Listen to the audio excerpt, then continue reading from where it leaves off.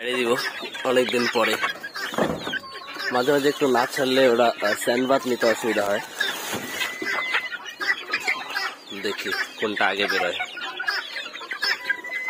দেশিটাই আগে বেরোলো।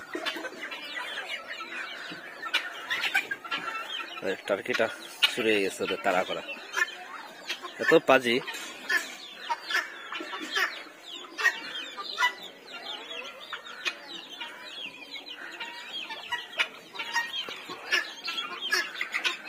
আরে নাম ভয় পাচ্ছে যে নিচে মুরগাটার জন্য, মুরগাটা আর টার্কিটার জন্য।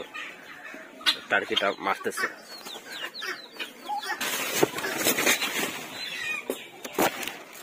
একটা বেড়ে খেতে পারে না, মারা শুরু করে। এর জন্য বাচ্চাগুলো ভয় পায় নামতে।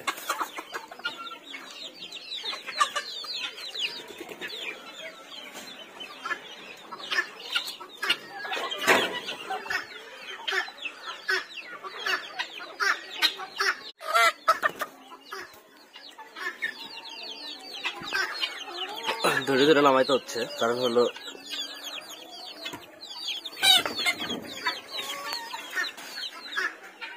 কেমন করে জ্বালাচ্ছে মুরগাটা আর টার্কিটা। এই যে বাকিগুলা এখানে, মুরগাটাকে ধরে আটকায় রাখতে হবে, তাছাড়া এদের জ্বালাবেই, থাকতে দিবে না।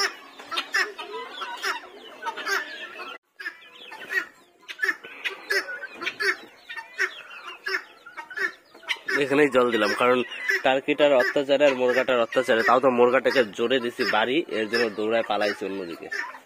প্রচুর জ্বালায়। বাপরে, আমি ভেতরে ঢুকছি দেখো ভয় লাভ দিল। ডিমগুলো দেখাই, টোটাল 5টা ডিম, 5টাই ফার্টাইল আছে। আর কয়েকদিন পরেই, 10-12 দিন পরেই আর ফুটবে।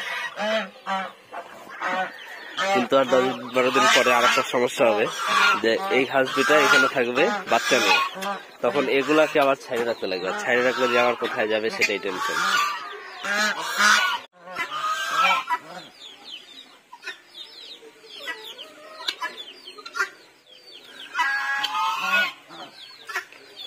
ফিমেলটা বের হইলেই মেলটাকে ঢুকাই দেয় ভেতরে, তাছাড়া মেলটাকে রাখা যায় না।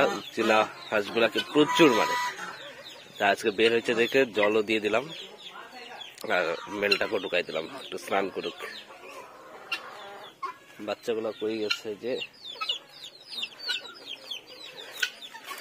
বাচ্চাগুলা এই পাশে আছে, এই যে কতগুলা এখানে আছে, ওই যে জঙ্গলের পেছনে, ওই যে ওইখানে একটা,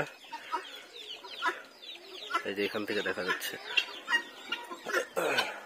এই হাঁসটা বারবার বেরোচ্ছে, আজকে 2বার ঢুকাই দিচ্ছি, আবার বেড়েছে। খুব তাড়াতাড়ি এটা ডিম পারবে, এদের জন্য একটা ব্রিডিং বক্স দিতে হবে। কারণ হলো নিচে ডিম পারলে আবার ফাইটে যাওয়ার চান্স আছে। তার সঙ্গে হলো একটা মেল আনতে লাগবে, মেল পাচ্ছেই না। আর এটা তো ডিম পারতেছে, কন্টিনিউয়াস ডিম পারতেছে। আজকেও সকালে একটা ডিম পাইছি, আর ডিমটা নিয়ে আমি ওই জায়গাটা রেখে দিচ্ছি। এটার মধ্যে ডিম পারছে, তো আমি নিয়ে ওইটার মধ্যে রেখে দিচ্ছি। বাচ্চার সঙ্গে আছে, যতদিন থাকতে পারে একসঙ্গে ততদিন রাখবো, যতদিন না টোকায় আর কি। আর এই যে শয়তান দুইটাকে, এই যে এখানে একটা, ওইখানে একটা, 2টাকে আটকায় রেখে দিচ্ছি। খালি বাইরে যাবে, খালি বাইরে।